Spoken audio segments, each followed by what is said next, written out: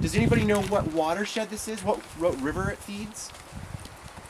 Anyone? Sacramento. Sacramento. That's what it is. Yep. This is Sacramento watershed.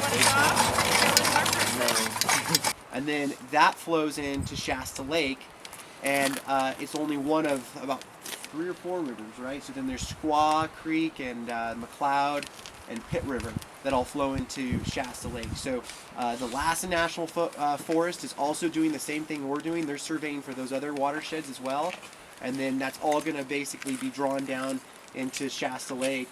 And then from there, that's where I talked about they're going to start sending water down to the valley to do agriculture and help feed these communities with water. So, my name is Marcus Nova. I'm the Assistant Resource Officer for the Forest Service out of the Shasta McLeod Management Unit. And today we came up here to Sand Flat. We looked at a couple things at Sand Flat. We looked at our snow sensor and checked our sight tube, and also did a calibration stab.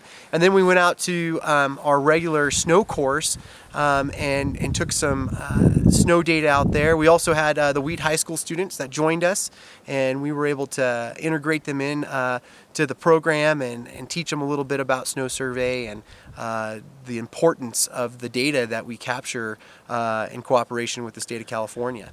Water in the pillow is pushing water up that little pipe, which is of course correlating to a scale of the amount of water relative to the snowpack.